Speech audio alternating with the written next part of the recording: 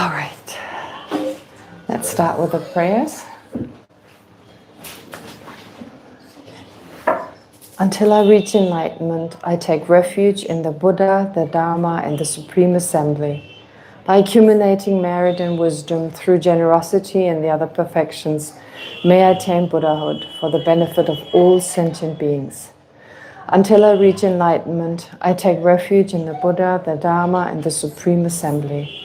By accumulating merit and wisdom through generosity and the other perfections, may I attain Buddhahood for the benefit of all sentient beings. Until I reach enlightenment, I take refuge in the Buddha, the Dharma, and the Supreme Assembly. By accumulating merit and wisdom through generosity and the other perfections, may I attain Buddhahood for the benefit of all sentient beings. May all sentient beings have happiness and the causes of happiness. May all sentient beings be free from suffering and the causes of suffering. May all sentient beings never be separated from the happiness that is free from suffering. May all sentient beings abide in equanimity, free from attachment and anger that holds some close and others distant. I pay homage to the Sublime Mother, the victorious ones of the three times, the inexpressible, inconceivable, and indescribable perfection of wisdom, which is unborn, unceasing, and of the nature of space, and which is the object of realization of the self-knowing primordial wisdom.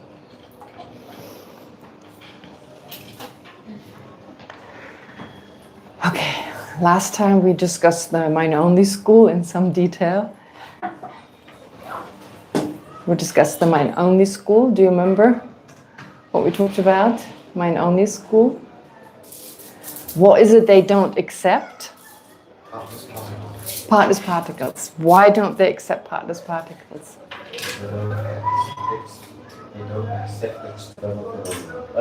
Because they don't accept external phenomena. But what is the correlation between between partless particles and external existence? Physical existence with partless particles. No, but what is for instance, in the higher schools, other than the mind-only school, they don't say phenomena don't exist externally, or no, they don't say there are no partless particles and therefore phenomena cannot exist externally. But what is their argument here? It kind of seems random. So what? They don't accept external existence. What's the big deal? Why? What's the problems with partless particles? If they were to exist, what is the argument of the Chittamatra school? If they were to exist, then... So the whole idea that phenomena arises together with the mind that perceives that phenomenon. From the same thing that doesn't move. But that's the same for vases and pillars and so forth. Then they have to say, they refute the existence of partless particles. They don't say particles don't exist. They do accept the existence of particles, but they say they don't exist externally. Right? They say externally particles don't exist, but they're atoms and so forth. However, not only do they refute the existence of partless particles, external partless particles, they refute the existence of partless particles altogether. They could just say there are non-externally existent partless particles. They're only the partless particles that appear to the mind. They could accept that. But why do they say, no, partless particles doesn't make any sense? Because then cause and effect, impermanence. Yeah, but then their reasoning is the same as in the Madhyamika school.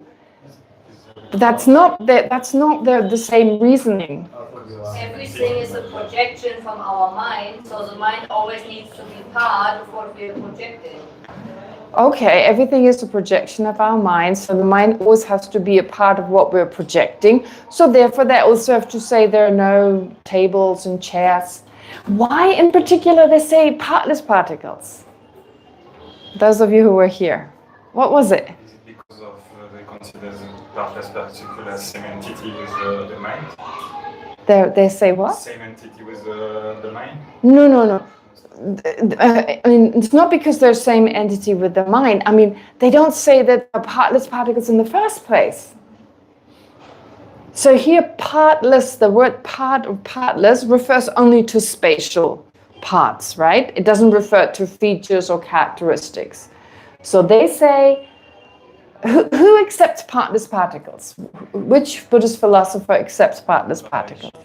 Vaibhashika and Sautrantika following scriptures. Yes, so those, yeah. So usually, mostly Vaibhashika. So they say phenomena are made up, the building blocks of reality, they are the particles, but they have to be partless.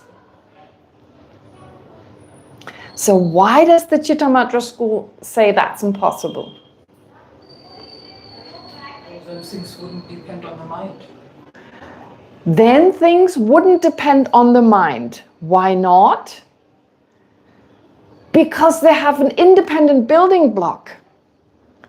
In the sense that if phenomena were made up of a building block made of constituents that are partless, these partless particles don't have to depend on anything, right? They certainly don't depend on parts. So there are these these building blocks that don't need anything. So things are a lot more real, kind of independent if they had partless particles. Does that make sense?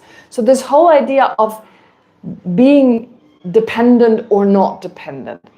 In the Vaibhashika school, and even in some of the non-Buddhist schools, the Vaisheshikas, for instance, very similar, Vaibhashika, Vaisheshika, so they accept that there are partless particles and those form the entire physical world.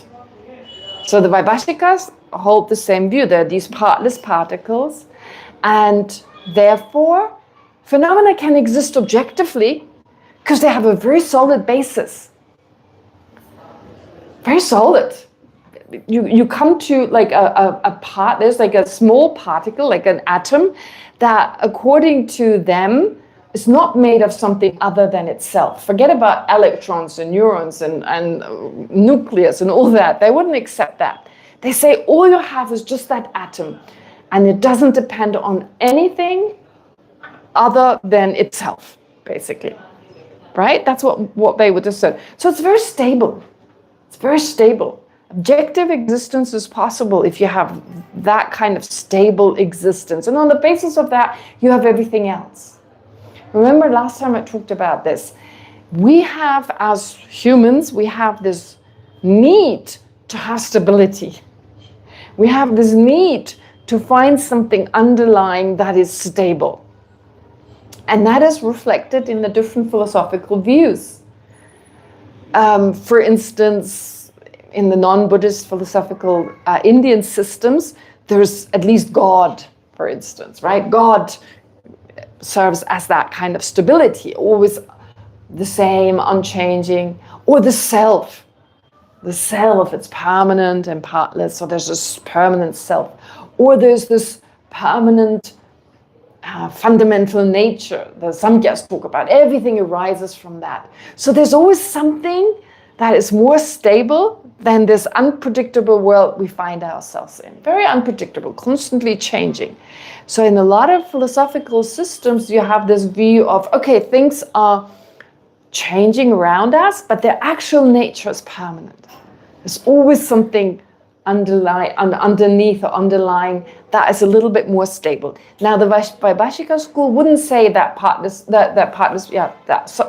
particles are permanent. They wouldn't assert that, but they say they're a little bit more real than everything else because you can't divide them endlessly. That's huge, isn't it? The fact that particles that have parts, you can divide them up and divide them up and never find an essence. So that's very disconcerting, isn't it? Think about the Prasangika school. You can divide things endlessly and you never find anything. And that view is so, worrisome, I guess, to some. So they come up with these ideas of more stability. with regard to Vaibhashika, it's partless particles. But moving on from the Vaibhashika to the Sautrantrika and then the Chittamatra, the Chittamatra's reasoning is, if you have partless particles, you don't need the mind. Why would phenomena depend on the mind? Because you have that objective existence. In other words, if you have partless particles, phenomena can exist objectively. Right? So then dependence on the mind there's a contradiction, because objective existence means not dependent on the mind. That's their argument. So there are no partless particles because that would mean phenomena exist objectively. They have a very stable basis. They say, no, there's nothing out there. The only stable basis you have is the mind. So the mind is much more real than everything else. And external phenomena don't even exist. And that's their argument for the absence of partless particles. Because if they did exist, you'd have an external existence that doesn't depend on the mind. It has this very stable foundation, which are these particles that you cannot further divide. And therefore, the Chittamatra school would have no philosophy that would work. It would contradict their basic kind of assumption that everything comes from the mind.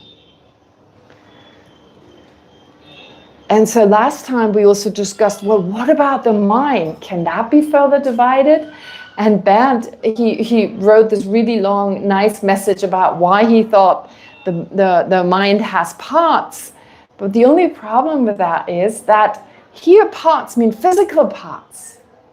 Physical parts, because of course also the mind-only school would say that a smallest, like not the smallest, but a small particle like an atom has characteristics. But they say that has characteristics, yes. So it has characteristics and it has spatial parts, right? It has to be made from parts. But when we say the mind, is the mind partless or not? What they mean with having parts or not, what does the mind-only school mean with having parts or not? They talk about spatial parts.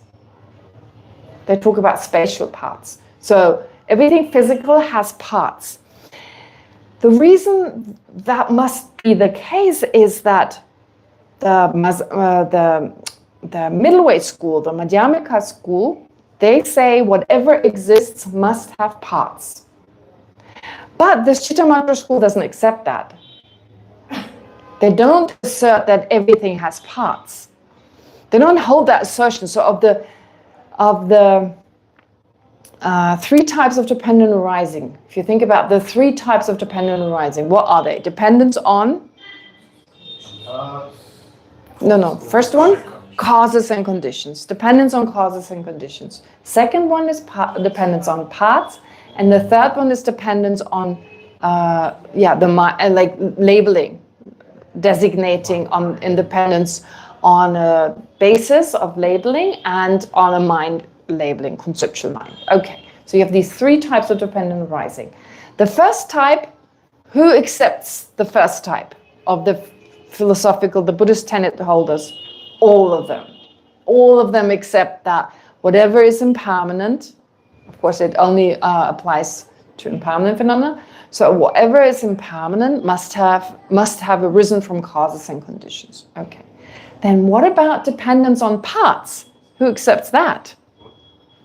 No, they don't all accept that. Actually, according to the texts, it's the Svatantrika and the Madhyamika. No, sorry, the Svatantrika and the Prasangika. So of the two Madhyamika schools, they only mention those two. So what? They're not. That seems absurd. What do you mean? The Chittamatra school doesn't accept that everything has parts? And I suppose, but I'm not 100% sure, but this is how I look at it. The only way I can explain that is that they don't say features or characteristics such as impermanence and so forth count as parts. Parts are either physical parts, right? Physical parts, or what else? Yeah, physical parts. I'm not sure, temporary parts. Yeah, probably temporary parts as well. So physical parts and moments in time. But then permanent phenomena wouldn't have parts, because they neither have spatial parts, nor are they made up of moments in time. Right? Something like the absence of monkey on this table, or selflessness. Let's take selflessness. It doesn't have parts, does it? It depends on something, but it's not its part.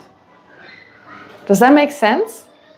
It's a little weird, but I don't know how else to answer it. I wouldn't know how else to distinguish between the Chittamatra school and the Madhyamika school in terms of not accepting that all phenomena have parts. Usually it's said that having parts is only accepted by the Madhyamikas. Anyway, it's something to investigate, yes. Sir, can I clarify? Yes. Ask a clarifying question. So you say that only the higher schools accept that things have parts, not like the lower schools at all? No, they say that, no, the lower schools do accept that certain things have parts, but they don't say that all phenomena have parts. Not all phenomena must have parts. The pots have parts and so on? Yes. Oh yeah, pots and pillars and all that. They have parts. Yes. But not all phenomena. Not all phenomena have parts. So this is usually how it's like when you learn about dependent arising, which is the 5th chapter of the Ornament for Clear Realizations by Maitreya. In there, it talks about, when it talks about dependent arising, it speaks only of the Madhyamika schools that accept the first and the second type of dependent arising. Yes, I mean, sorry, the Svatantrikas only accept the first and the second type of dependent arising. Only the Prasangika accepts all 3 types, and the lower schools accept only dependence on causes and conditions. But they all know that, the impermanence has characteristics such as existence and so forth, but they probably don't consider that to be a part. So I suppose a part is either a temporary part or a physical part. Therefore, consciousness would not have parts in the sense of, other than temporal parts, the only other part I could think of are physical parts, and consciousness wouldn't have that, right? No physical parts. But doesn't Prasangika school also say that consciousness doesn't have physical parts? Oh yes, no, consciousness doesn't have physical parts, but it has other parts. It has other parts such as its characteristics, right? I mean, the part of like having an object appearing to it, that's also a part, but it's just not a physical part. So I think they look at dependence in a vaster way. For instance, like consciousness, of course you can divide it into each moment, but let's leave aside moments in time. Just look at consciousness in one particular moment. Does it have parts other than itself? Yes, the Prasangika would say yes, its impermanence, its existence, so these kind of characteristics, but also the fact it perceives an object appears to it. That's not the same as the mind itself, right? Just that appearance, the fact that something appears to the mind, of the fact that the mind engages its object, so the activity of the mind, the object that appears to the mind, these are all parts of the mind, but they're not the mind itself. Yeah, anyway, never mind, that's maybe going in a whole different direction. But returning to our discussion last time, so what we've heard was that in the Chittamatra school, they accept that nothing exists externally. Do they accept external phenomena made up of particles? No, absolutely not. So do they accept that there are external, so first of all, they don't accept partless particles, therefore they don't accept phenomena composed of partless particles, external phenomena composed of partless particles. And do they accept that external phenomena composed of partless particles and the mind perceiving them are of different natures or not? No, they don't accept that. Why not? Pardon?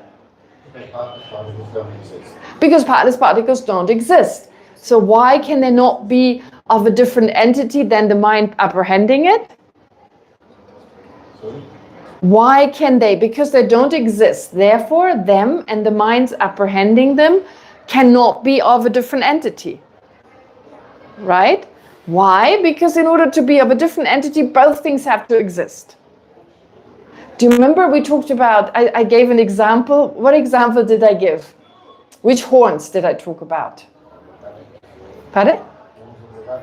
Horns of a rabbit and horns of a cow. Are they different substantial entities or not?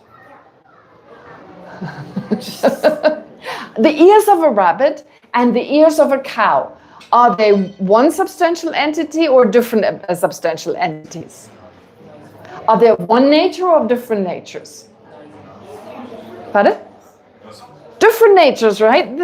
The existence of one doesn't depend on the existence of the other, right? It's no way that they, I mean, the cow and the ears of the cow, they are of one nature, right? One is a part of the other.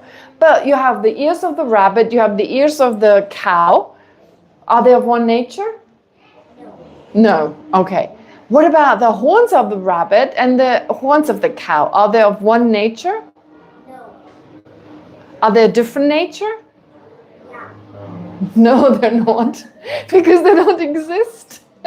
For two things to be of a different nature, they have to exist both.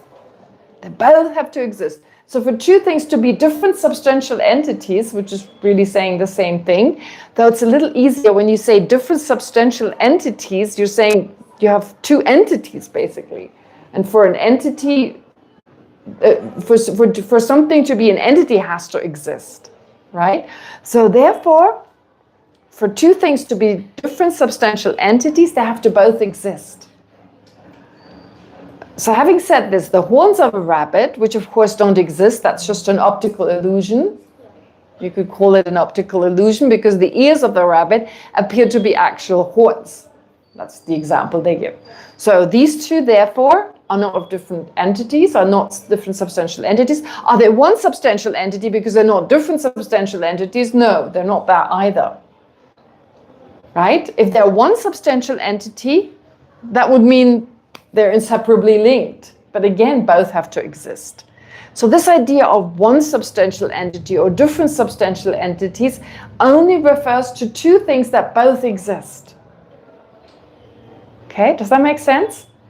Okay, all right. So one substantial entity, different substantial entity. One nature, different nature. For two things to be one nature or two natures, again, they have to both exist. Now, going back to the Chittamatra school, they say that external phenomena don't exist. And not just that, external phenomena composed of partless particles, they also don't exist. Therefore, external phenomena composed of partless particles and an I consciousness apprehending them doesn't exist. Right? Doesn't exist. Yes. I was wondering if Chittamatra has a different view on what exists from, for example, Prasangika school. Because when we, for example, see a fantasy figure like Harry Potter, in Prasangika school we would say they don't exist because they're just made up by the mind and they don't exist externally. But thousands of people have watched the movies, read the books, so in their mind it kind of exists.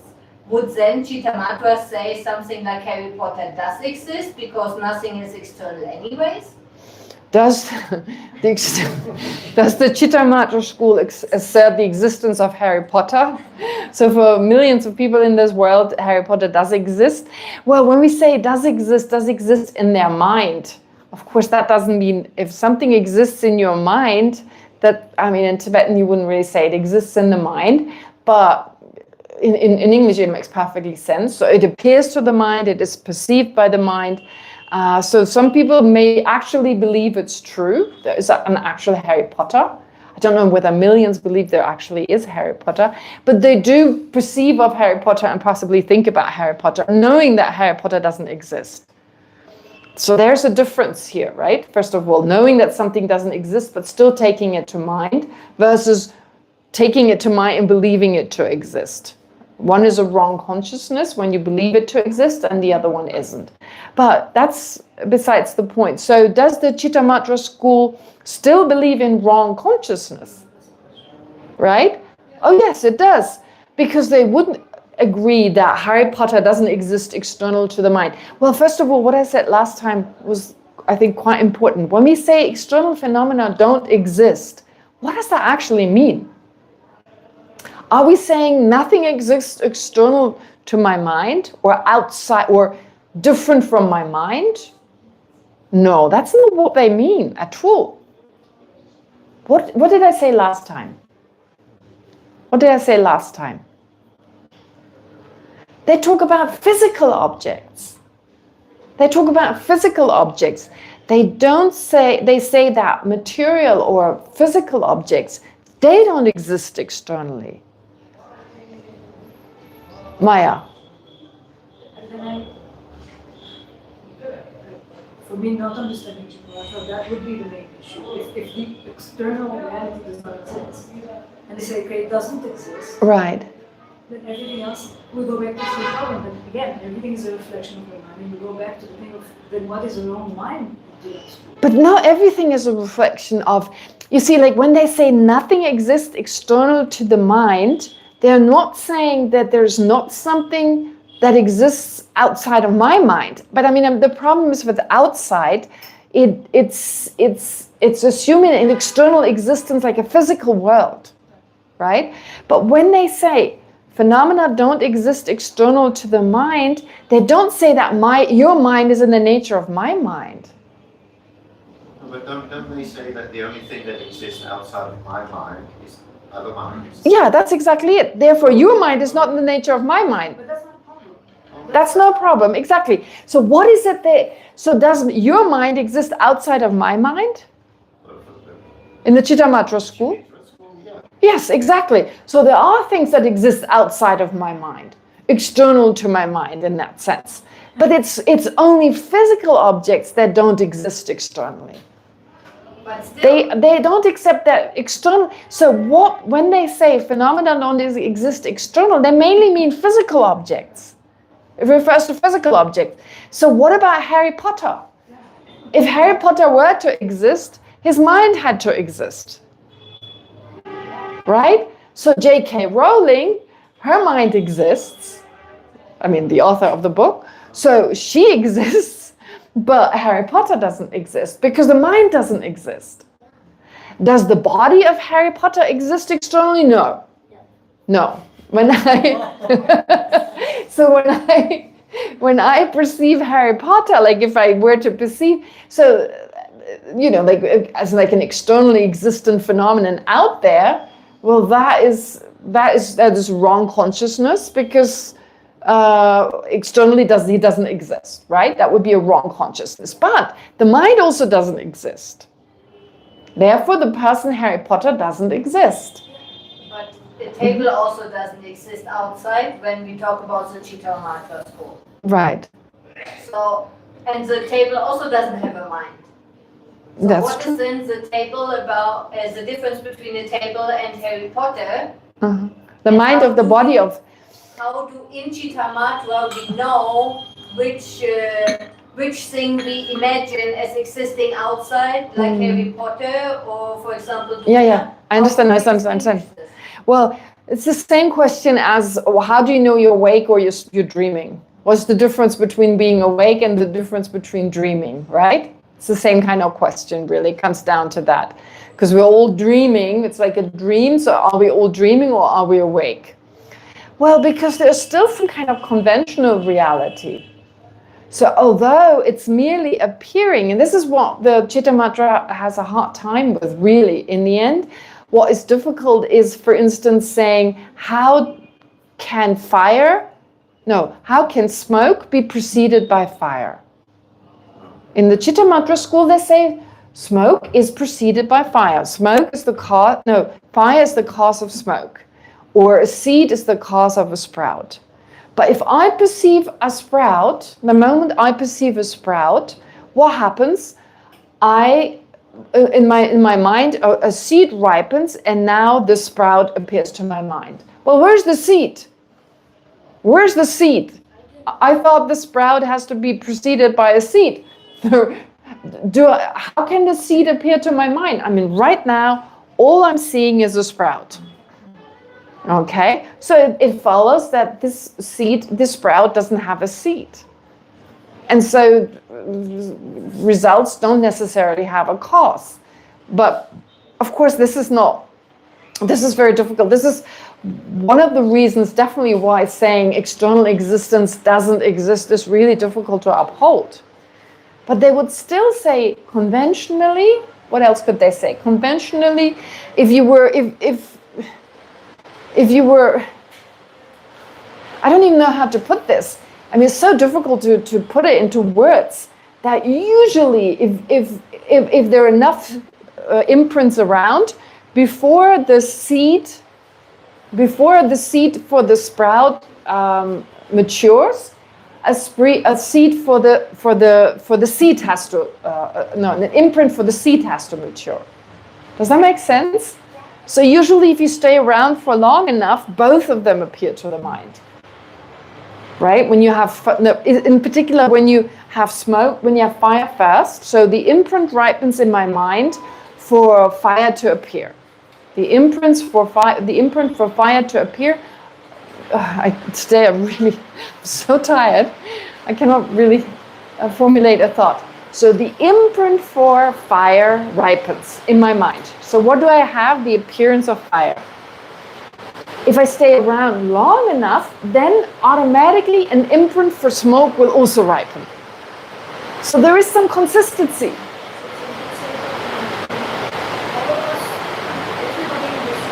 Yes. Yes, everyone in this world shares the same imprints of smoke and fire. In that we're human beings. Yeah, I know, it's really hard. Trust me, it's so easy to first of all just say nothing exists externally. But then you can no longer account for things such as cause and effect. Yes, and consistency. Now, before I answer Rika's question, her question about how do you determine whether something is a wrong consciousness or not, I think we first need to look at what is a dream and what is a awakened state. Because in the Chittamatra school, how do you distinguish between someone dreaming and between someone being awake? Well, the difference is consistency. Consistency in that if you have, again, an imprint ripening to see fire, and you keep focusing on that fire, you will see smoke. In a dream, that doesn't necessarily happen, because that consistency is lacking. So there's certain laws of nature that they would talk about. They seem to exist externally, but of course they don't.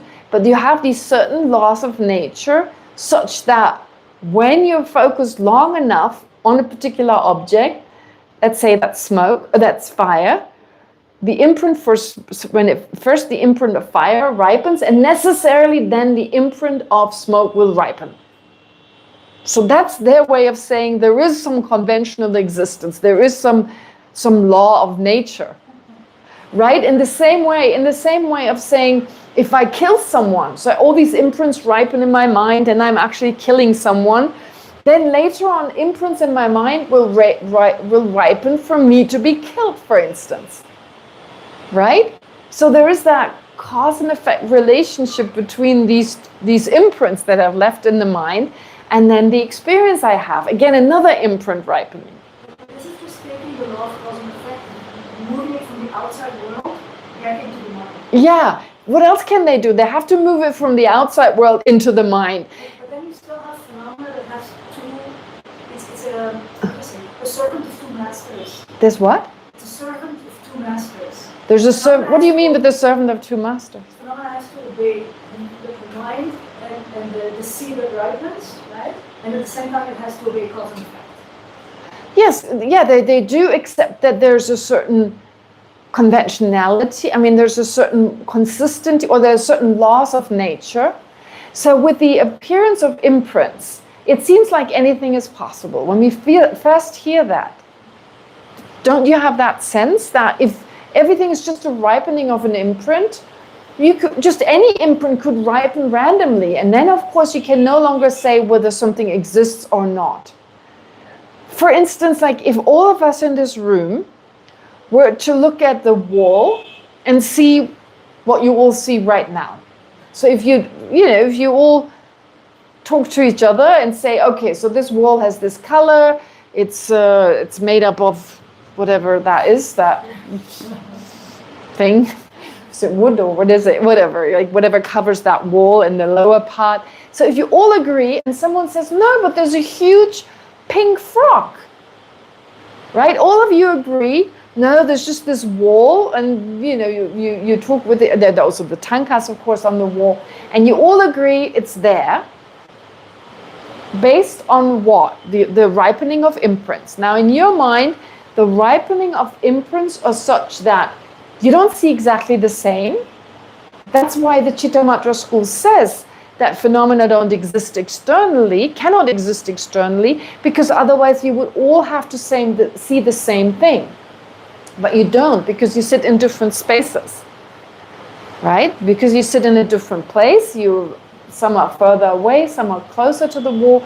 So some of you, everyone sees something different, in other words.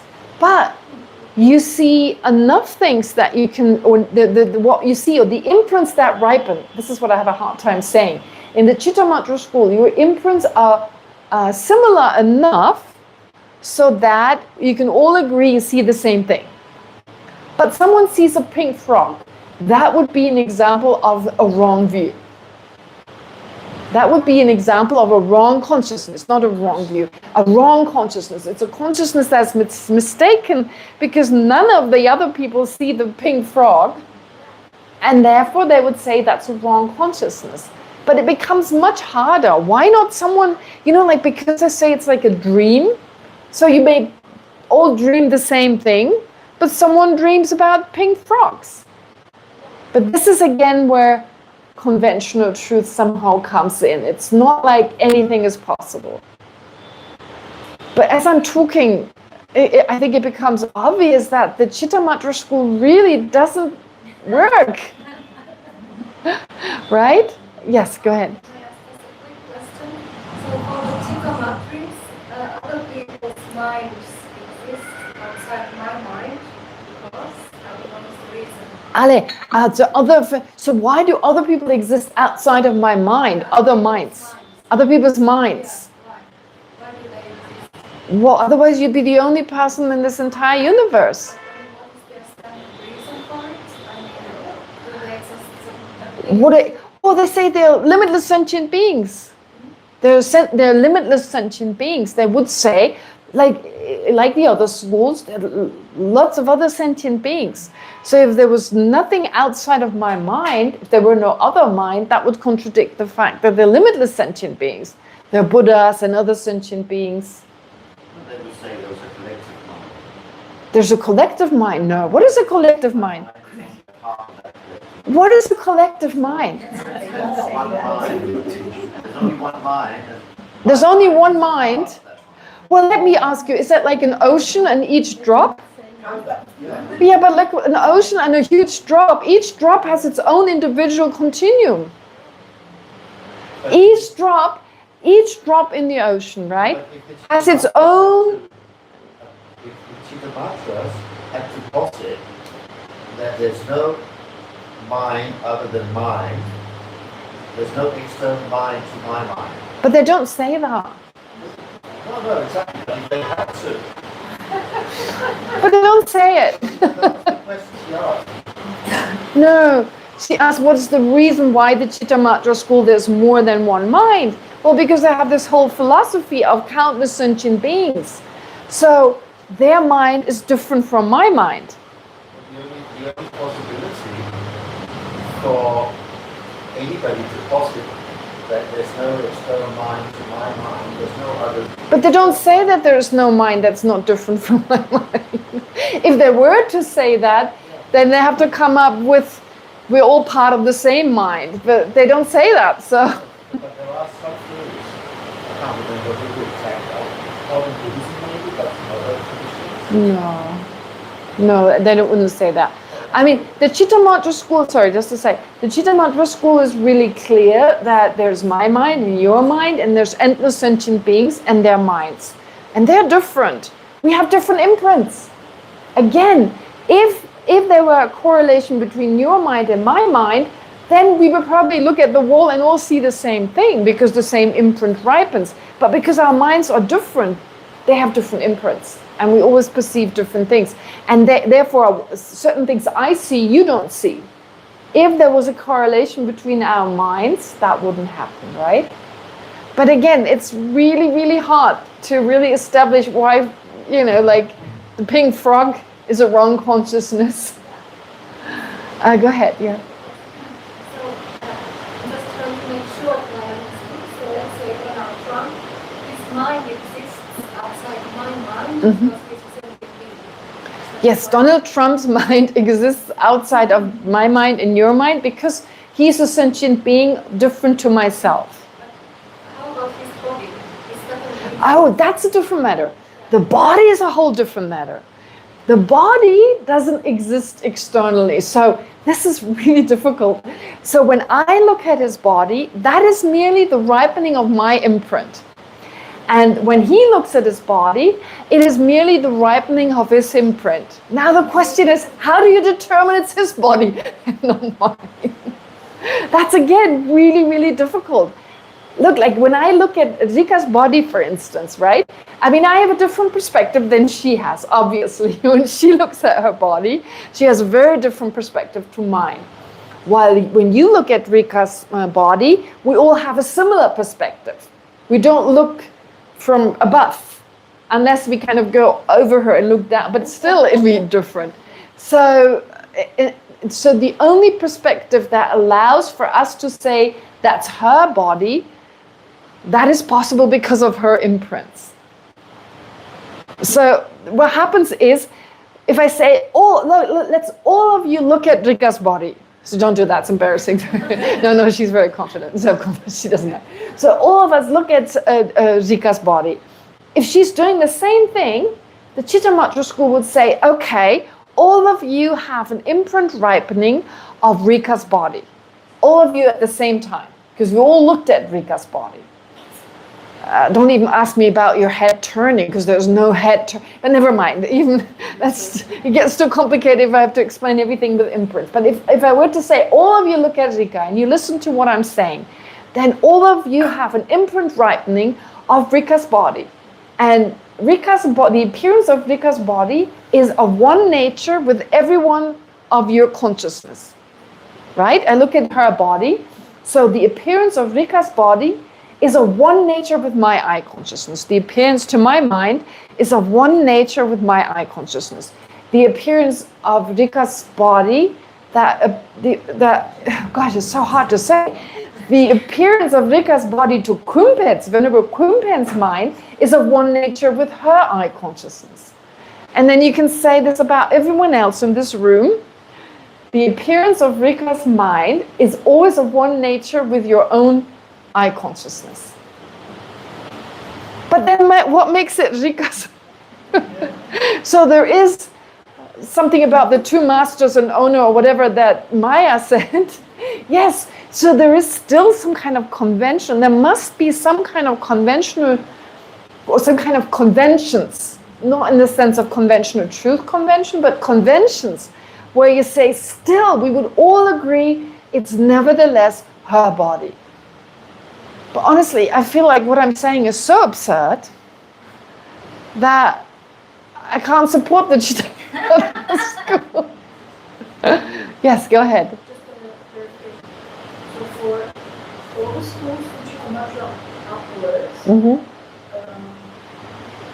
general conventional reality is based on some sort of understanding that there is a convention that is agreed upon by a group of people.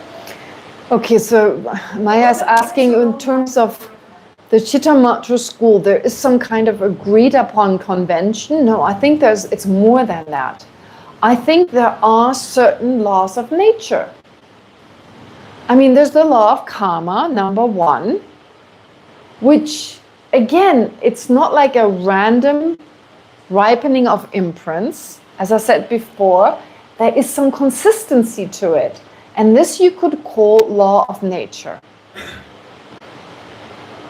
I wonder about Rika's body. Is that a law of nature? Kind of, in the sense that she was born as a result of her karmic imprints in the past. She was reborn as Rika. She was reborn with a body. That, of course, is merely an appearance to different minds, but still, she was reborn with a body in such a way that her karma is responsible for every time she looks down, having an imprint ripening of her body, and every time we look at her, an imprint ripens in our mind of her body. Does that make sense? Oh gosh. Oh gosh, it's so hard. It's so difficult. Think anything that appears to your mind, that is a sense consciousness. Okay, so without me having to say imprints all the right time, because it's so hard to say it. But just think that every time the other schools that accept external existence say, you see a color, you see a shape, they say, okay, you do see a color, you do see a shape, but not because it's outside of your mind, but rather because an imprint is ripened for that to happen. And there's a certain consistency. There's a certain consistency, yes.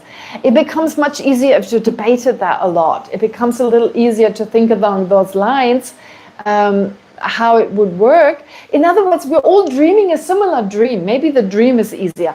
Let's just say we all dream a similar dream. And even within this dream, there's still wrong consciousnesses.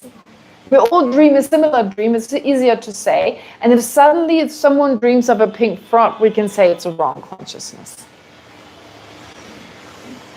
But honestly, even in the Prasangika school, it becomes really difficult to account for wrong consciousnesses. In the Chittamatra school, it becomes very, very difficult. But even in the Prasangika school, I mean, honestly, think about in the Prasangika school, we'll get to this. It's this whole discussion about three beings, a preta, a celestial being, and a human being looking at a vessel with liquid within it. One perceives pus and blood, one perceives nectar, and the other one perceives water. Are these wrong consciousnesses or not? Are these wrong consciousnesses? No, they're all correct consciousnesses. So, in other words, it's because of the different imprints we have, different karmic imprints, different sense faculties, in other words, that different karmic imprints in the sense that I was born as a human being because of the karma I accumulated. And being a human being, therefore, my sense faculty is such that I see water in that moment, while another person's, like a preta being's sense faculty is such that they see pus and blood. Okay. So are they all correct minds? Yes, they are. Then how do I know it's an incorrect mind? How do I know something is an incorrect mind? If I perceive a blue snow mountain, my sense faculty is just, I was born with that sense faculty that allows for the appearance of a blue snow mountain, just as a preta being has a particular sense faculty that allows for the perception of pus and blood. So the Prasangika school would argue, no, but everyone else has a different sense faculty. They all see a white snow mountain. Let's say, I have some fold in my eye, right? I was born with that fold in my eye. And whenever you guys, or like someone who's colorblind, So let's say I was born being colorblind. And now I only see different shades of gray, black, white, and different shades of gray. Is my eye consciousness a wrong consciousness? The answer would be yes, because I perceive that which is red as gray, for instance. So, how do you determine it's a wrong consciousness? I was born with that sense faculty. It's my karma to have that sense faculty. And if a preta being is not mistaken, if they see pus and blood while I see water, why would I be mistaken? Why? Different species, right? But if in the entire world, everyone were to perceive 50% of the population, 50% of human beings would see black and white, and the rest would see color. Who's wrong and who's right? They don't. Pardon? But they don't.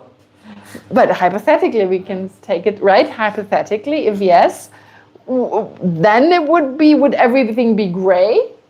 Or would it be, if I was the only person seeing color and everyone else would see, what the human world consists of colors? No, I would have the wrong consciousness.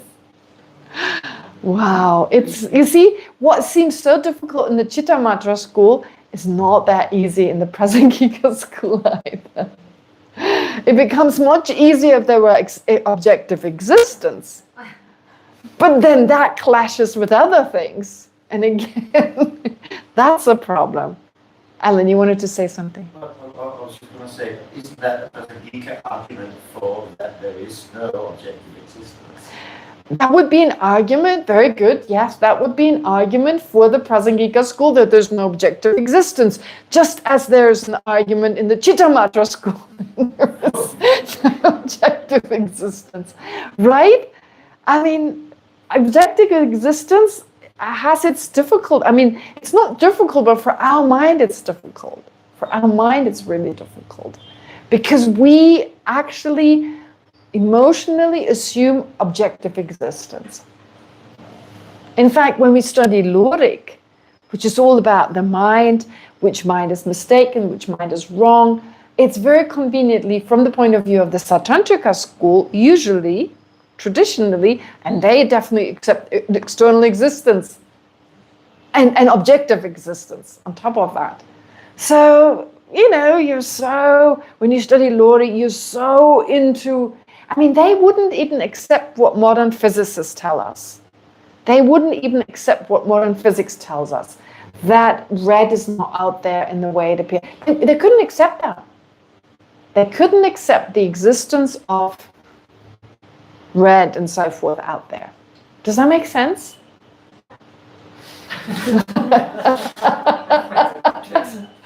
Right? So that's the objective existence, and that's how we feel reality is.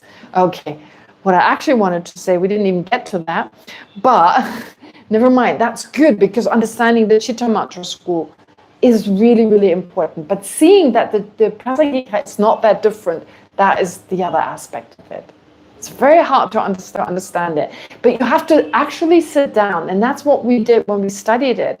I sat down and imagined, I put on the Chittamatra hat and imagined every scenario. I mean, in debate, of course, it comes up a lot, but in debate, it's cumbersome. It's kind of like, to try to explain every scenario, it's too wordy, and in the end, you give up. But you sit down on your own, you don't have to explain it to someone. You can quickly have these thoughts in your mind. What happens when I see Zika? So all these imprints ripening, and her imprints are ripening. So in other words, we're all dreaming similar dreams. Does that make sense? Okay, wait, one last before we continue with the text, yeah? When we talk about karma, we usually say a karma needs to have elements. Yes. Like the intention and the action that actually is perceived by the object. Like if I want to kill her, but she doesn't exist externally, how can I create the karma? So only my imprint kills her imprint, but could my imprint actually kill her imprints mind? Doesn't kill her imprints. No, but could my just imprint kill her mind? Or how does it work if nothing exists externally? Okay. Her question is, if nothing exists externally, how could there be the karma of killing accumulated? Because really, all she's killing is the appearance of her body to her mind. What's your name again? Elena? No. Yeah. Elena, yeah. So Elena's body, if Rika kills Elena's body, really she doesn't kill her body. She doesn't kill it not in an objective sense.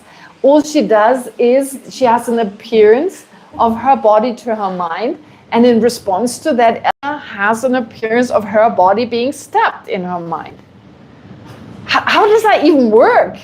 How did she tell Elena to have that imprint ripen in her? I mean, that's the thing. No, they say also, that's why the Chitta Matras say it cannot be any other way. Because even if Rika has the wish to kill her, and she sets out to kill her, it doesn't necessarily happen, does it? She's not necessarily successful. Elena doesn't necessarily die.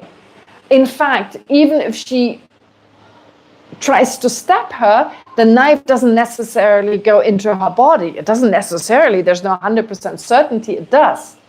Is there 100% certainty? No, there isn't. So the Chitta Matra school would say, you see, it has to do with Elena's imprints. If Elena has the karma to be stabbed, and these imprints ripen in that moment, while Rika has the wish to kill her, and the imprints making that necessary also ripen, then the two can actually happen together. In other words, Rika kills her and Elena dies. That's kind of crazy, right? Again, it's so complicated. But it's like, in the end, Rika is dreaming, having the intention to kill her, so she's dreaming that. And if Elena has the karma to have the same dream, or a similar dream, a fitting dream, then she dreams she's getting killed, because they have this collective karma. They somehow have accumulated that collective karma But how do you say it in the Prasangika school? How do you do that with the Prasangika school? If Elena doesn't have the karma to be killed, how can you kill her? Explain that to me. Isn't that pretty crazy? If Elena doesn't have the karma to be killed, and now Rika is trying her very best to kill her. She's got that knife, right? She's got the sharpest knife she could find. How is she? And she doesn't have the karma. Can she kill her? We think yes, right? Ordinarily, without any Buddhist ideas, we think nothing to do with, ordinarily we would say, all you need is a knife and, okay. But again, it's very difficult. Honestly, everyday kind of conventions, if I want to kill her, I'll do it. And how funny it is that I'm not successful. Well, because she doesn't have the karma to be killed. See, it's not as difficult. It's actually just as difficult to answer that question for the Prasangika school. It's so absurd with all the imprints and all that. But still, the difficulty, yeah. But there is at least a body that I could kill. Well, the Chitta Matra school would also say there's a body that you could kill, except it doesn't exist external to your mind and not external to her mind. It's interesting that I could kill her mind by attacking her non-existence. You don't kill her mind. But how would she then die? She dies because the imprints that allow for her to look at her mind and it appears in a certain way, now they switch. So no longer, so her mind and body, they separate in the sense that when now she looks down on herself, no longer the same, the imprints for the appearance of her body right now no longer ripen. How else would I put it, right? What does death mean in the Chitta Matra school? Death means until the moment before you die, every time you look down on yourself, the imprints ripen to see this body. What would death mean?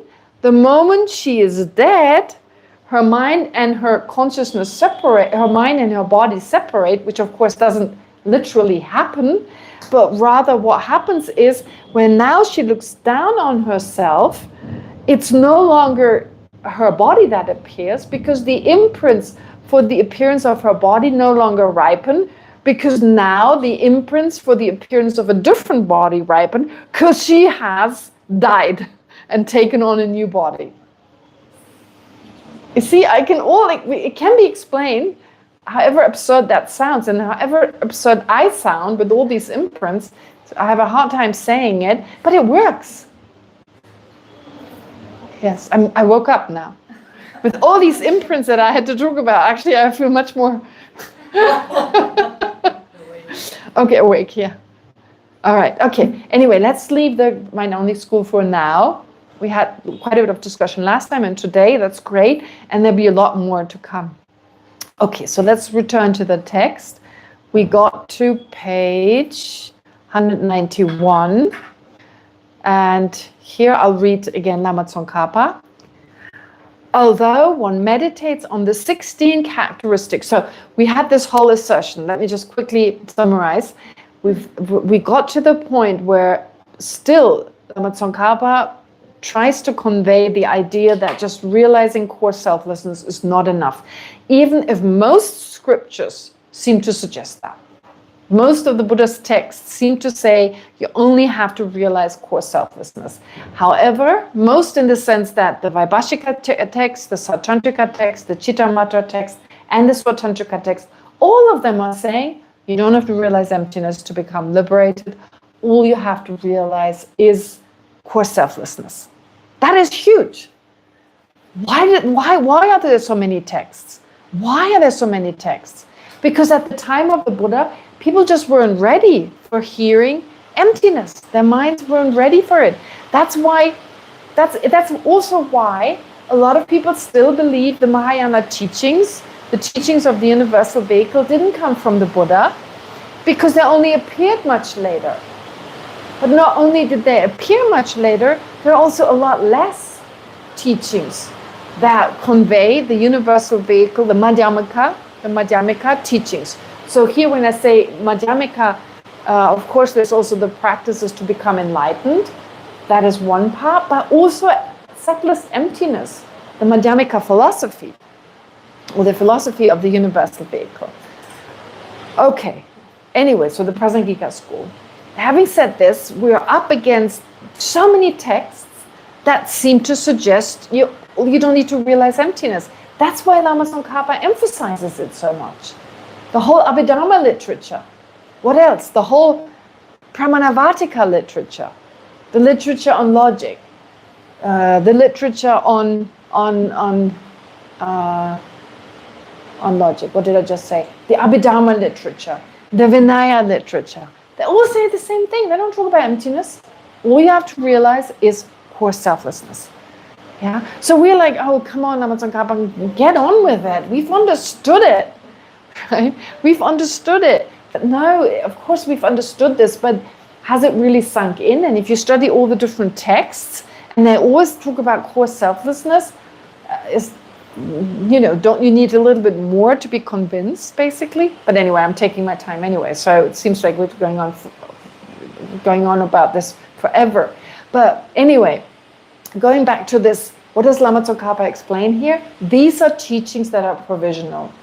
You have to interpret them. There are certain aspects of the teachings of the Abhidharma, the teachings, so the Abhidharma literature, the Vinaya literature, the Pramanavartika literature, all these are helpful, but you can't accept everything.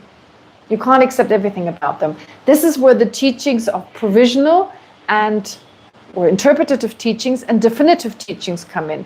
Look at the sutras that are their sources. They teach things, you can't take on everything. You take the bits and pieces that make sense and the rest you leave behind. Very unusual for a religious, so-called religious system where not everything what Buddha said is sacred in the sense you have to accept everything. No, you have to filter out between things that can be accepted and the ones that cannot. So we've learned last time, even in the Chittamatra school, the idea that there are no partless particle, we can totally accept. We can accept that teaching. To a certain extent, it makes totally sense, right? Otherwise, phenomena would exist objectively. And although the Prasangika school doesn't accept the same kind of subjective existence that the Chittamatra does, but they agree on that nothing exists objectively. And the external partless particles would make it possible for things to exist objectively, right? Okay.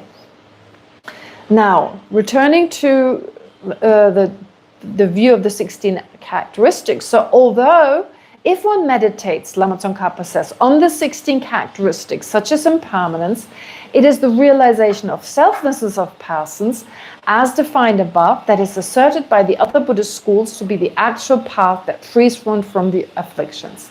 The compendium of Abhidharma, so now here Abhidharma is mentioned more, for example, explains how it is the focused meditation of selflessness that eliminates the afflictions, while the 15 other characteristics are for helping to thoroughly purify the afflictions.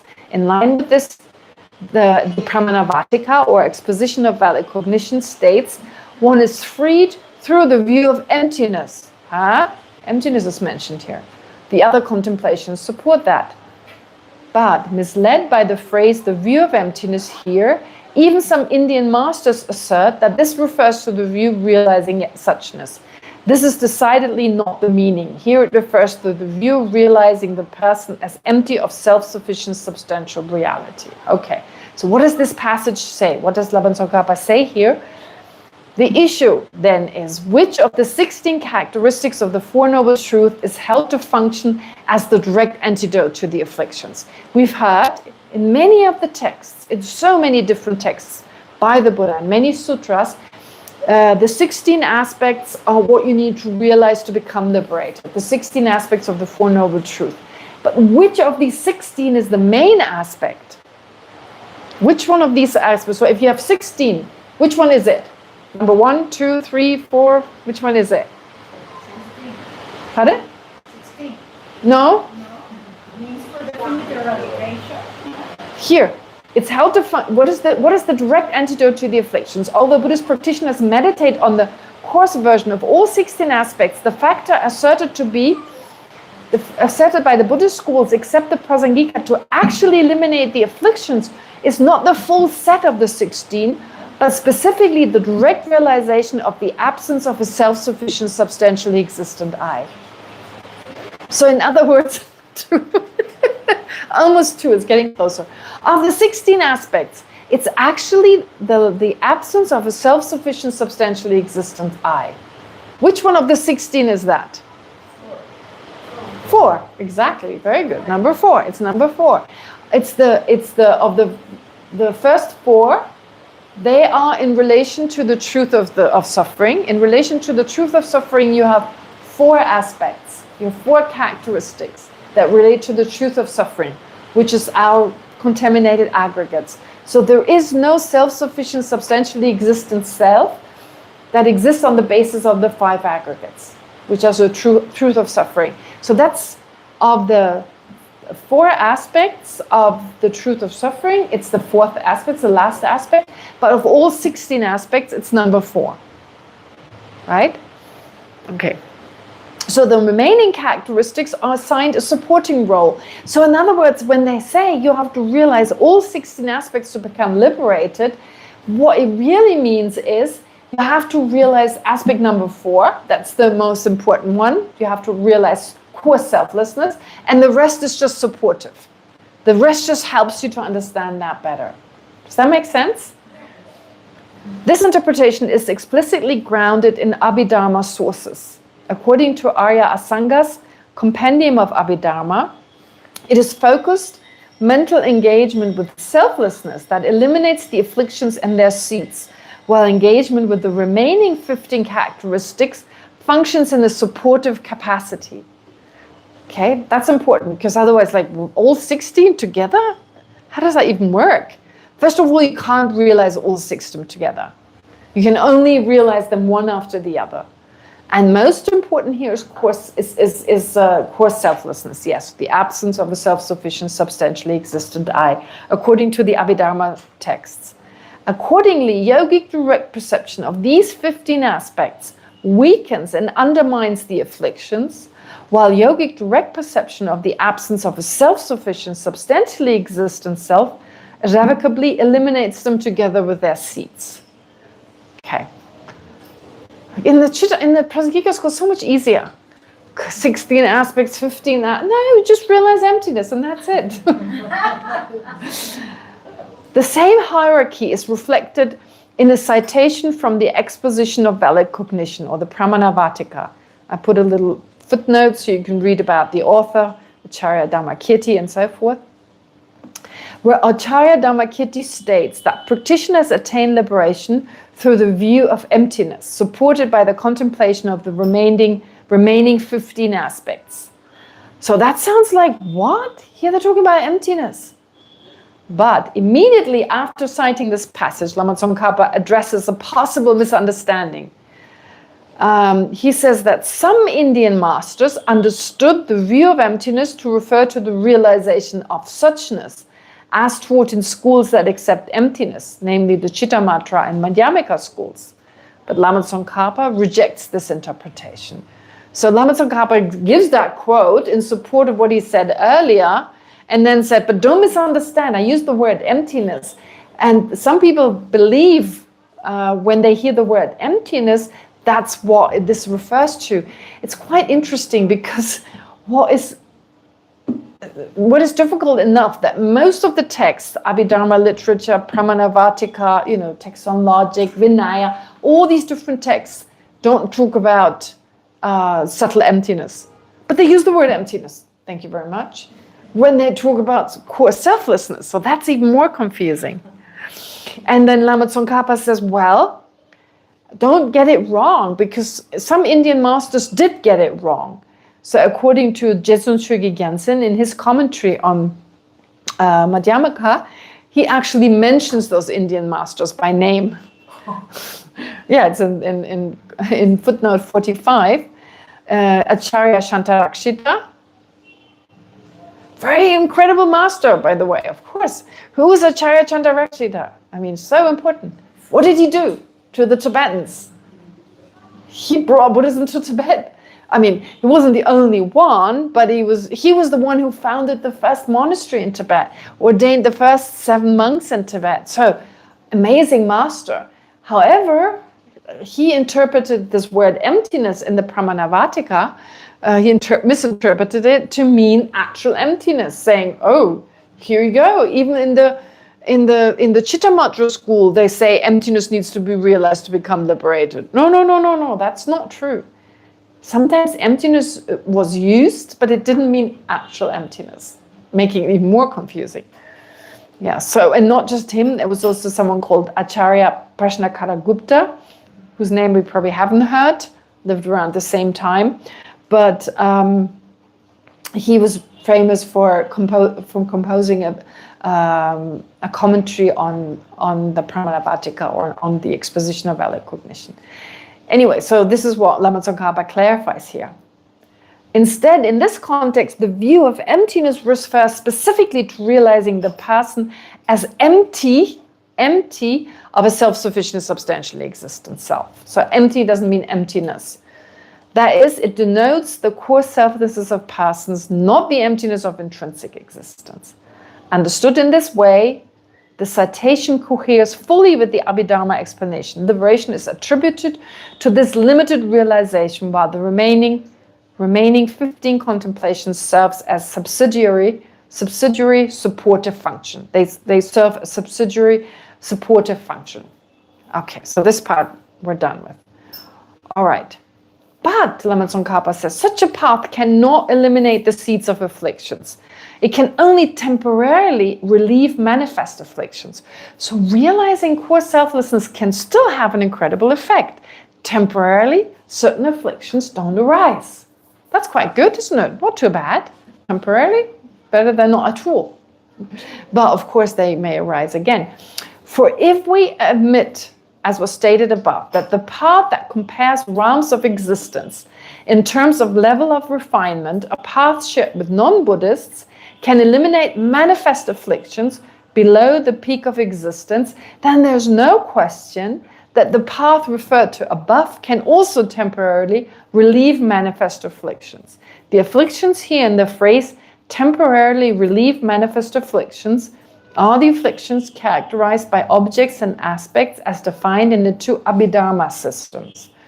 All right, so what does this passage do? It stresses the limited efficacy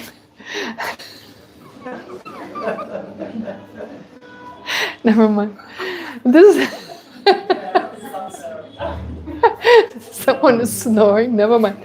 This passage stresses the limited efficacy that the Prasangikas attribute to the path under discussion. So, first of all, it is only limited, but we need to realize there are quite a few meditations that can have the effect of temporarily limiting some of the afflictions. That's quite fascinating, right? I mean, we do know that, for instance, when we practice patience, those are just some examples, but they're not as radical as some of the other minds that are mentioned here. If we practice a lot of patience, temporarily we may not get angry, right? So there's certain antidotes such as these, but they're minor. I mean, they're not as powerful as the ones we're talking about here. But still, that's possible. If you meditate every day on patience, every day on love and compassion, you're less likely to get angry. Or what else?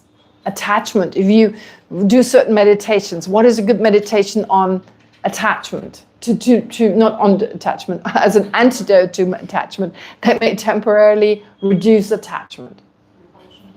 Pardon? One I heard, I think. The body, seeing the body as... Seeing the body as ugly. No, they talk about the ugliness. No, not ugliness as such, but the limitations of the body. So, you know, we receive another person's body. What happens when we have an attachment for another person? We see this body as perfect. Don't we perceive that body as like perfectly pure? The stronger the... No. No, but like, no. Okay. No, wait. I have to classify. I have to specify a little further. No, only if you think alone. Now, yeah, you're right. If you start taking off the first layer of skin, yes, but automatically, without ever hearing about Buddhism, you see this, you know, like, let's say teenagers are even stronger that way, I guess, right? As a teenager, it's all new to you, the first time you're in love, right? And you see this perfect body walking through. I mean, isn't there an emotional sense? It's perfect body. I want to own this. I want to be with this, right? So, of course, if then someone came along and removed the first layer of skin, we'd be like, right? But that's not what happens usually. Doesn't matter, don't worry, Maya, doesn't matter. Maya, don't worry. It doesn't matter. No, it doesn't, no, usually there's a sense it's perfect, right? It's this perfect body. And we're not grossed out by it. I mean, even if they don't have a shower for like 2 weeks, a little bit grossed out, but not as grossed out as opposed to a body we're not, you know. So therefore, you focus on the gross aspects of this body, but of course also impermanence. I mean, think of the body 60 years later. In that moment, it seems permanent, but of course, 60 years later, very different. Anyway, so there are different methods to do this, and you may reduce it for some time, but these are not as powerful as the ones described here. So this passage stresses the limited efficacy that the Prasangikas attribute to the path under discussion, but it's still much greater than the antidotes I just mentioned.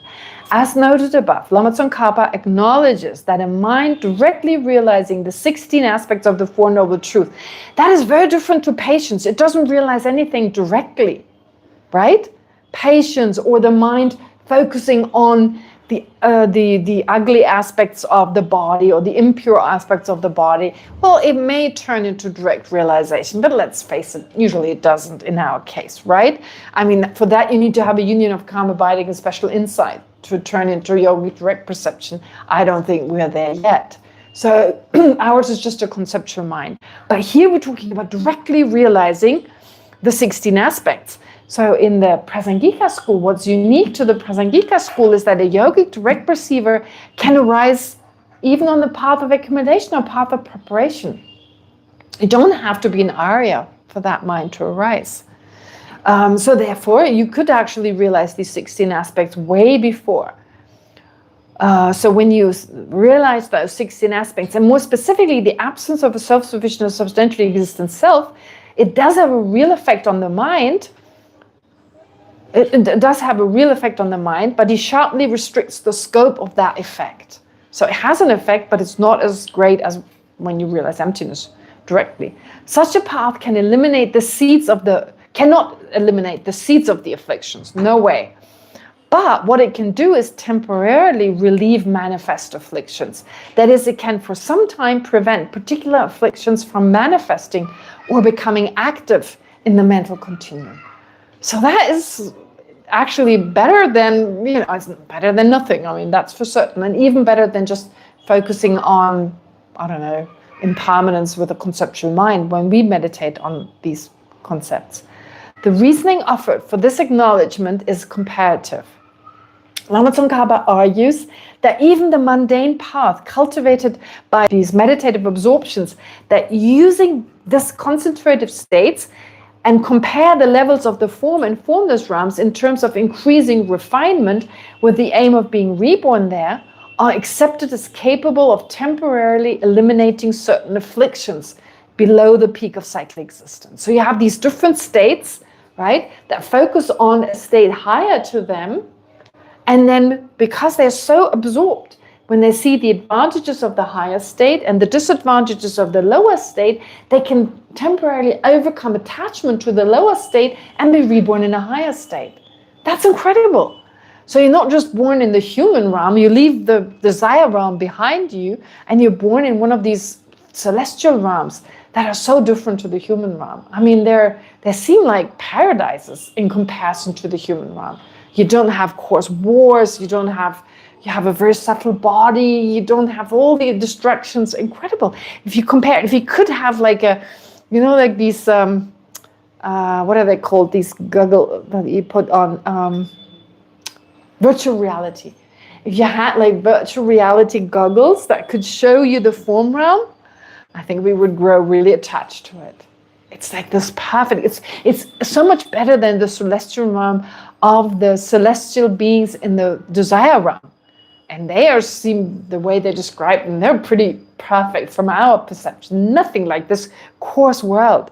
They say the celestial beings, when they look at our coarse world, they feel like vomiting. They think it's so disgusting. They look at our bodies that smell and that are coarse and gross, right? Their bodies, they emit color, and no, not just color. They emit light. Yeah, they're beautiful. They never smell. They're always beautiful. They're always young. I mean, look at our world. We grow old. People make millions of dollars with the wrinkle cream, anti-wrinkle cream, because we're so obsessed. But in the celestial realm, you don't have to do that. So, I mean, it sounds like I'm talking about a fairy tale, but if they exist, and I'm convinced they do. I mean, otherwise the Buddha taught us about emptiness, but he lied about the celestial realm? You kidding me? Right? I mean, think about it. I think that's already a convincing argument, isn't it? Everything the Buddha taught, celestial realms he could have left out. Pages and pages written on that. You could have used them for something else, but he talked about them because they do exist. And these celestial realms, I mean, they're so great. Wow. I mean, think about it, being attached to the human realm. How attached would we be to the celestial realms? And then the ones above, not the ones. Oh, thank you. Not the ones from the desire realm, but the form realm. And so other beings had the same sense. They meditated on them. They understood their kind of advantages. They thought these are kind of liberation. They're liberative states.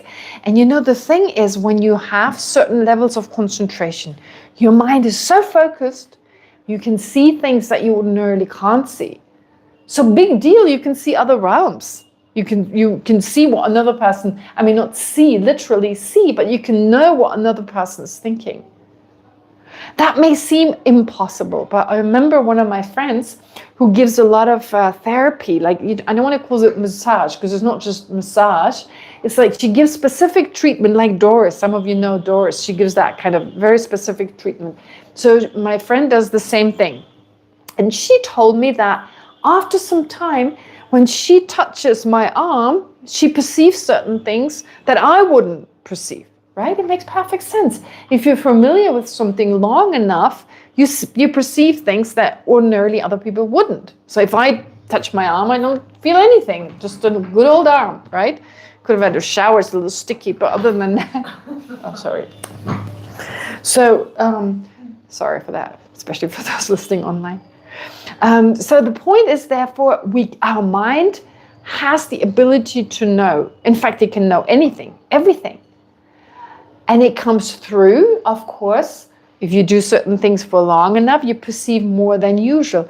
But also, if your mind is totally focused and not disrupted by any other thoughts, like usually we can't focus for more than a few seconds, but if for hours you focus on the same thing, you can perceive things that are ordinarily not possible. So if you allow that possibility, so that's called clairvoyance. It's called miraculous. But it's actually not miraculous. It's just doing what the mind does best, knowing. But removing the obstructions to doing so, at least to some degree. Okay, having said this, it's possible that you know what other beings experience in these higher realms. And what do you want to do? You want to go there. This explains how they did these meditations. They understood what it's like and they did these meditations. And they were able to actually temporarily remove attachment to the desire realm. Overcome desire realm attachment. We have desire realm attachment. Let's face it, when we die, a very powerful desire realm attachment is going to make sure we'll be reborn. We should take this serious. You can't be like, I'm not going to be reborn, I'm not going to be reborn, I'm not going to be reborn, right? You sit there while you're dying. The moment your mind becomes subtler, attachment to the desire realm will arise. No way, because you haven't reached with that determination, haven't reached a subtler level of your mind yet, and it will arise because you haven't temporarily suppressed it and certainly not totally eliminated it. When we hear all this, doesn't it sound like it's all really, really difficult? Doesn't that sound like, oh my God, there are all these different layers? We're not even talking about totally eliminating the afflictions. We're talking about eliminating them temporarily through these different levels of concentration. How difficult is that? And that is easy in comparison to totally eliminating them. Well, it mustn't discourage us. Instead, it should be like, it's really hard. Let's be realistic, right? But it's harder to be in samsara, so let's not give up. Okay, anyway, going back to this here. Therefore, there are these states that you can achieve by temporarily eliminating these afflictions. But the only affliction you cannot eliminate, or the only attachment you cannot eliminate, is the attachment to the highest realm in samsara, which is the peak of cyclic existence. So the different meditative absorptions compare the different levels of the form and formless realm with the aim of being born there, and they are accepted as capable of temporarily eliminating certain afflictions, in particular attachment to these different realms below the peak of cyclic existence. So the peak of cyclic existence, you cannot eliminate attachment to that because there is no higher realm than that which you could strive for. The only thing that is higher is liberation, but you can't eliminate attachment to the peak of cyclic existence by just wishing to be liberated or by following these concentrations. That's not going to work. So therefore, you have to totally eliminate the afflictions. Therefore, thus, attachment to the peak of cyclic existence through these methods is impossible. If such non-Buddhist path can temporarily suppress manifest afflictions, then a Buddhist path, grounded in the realization of core selflessness, must be all the more be capable of the same limited effect. Does that make sense? Right? So Lama Tsongkhapa next specifies what is meant by the manifest afflictions that can be temporarily removed by such a Buddhist path. These are afflictions such as anger and attachment, characterized by objects and aspects that are explained in the two Abhidharma systems, the lower and the upper Abhidharma. So you have the lower and the upper Abhidharma, or higher and lower sometimes. Is it higher Abhidharma or lower? Is it higher or upper Abhidharma? It's higher. What is it usually called in English? Higher Abhidharma? Okay. Yeah, I think maybe both words are used. I don't know how it came up with upper Abhidharma. That sounds a little wrong. Higher Abhidharma.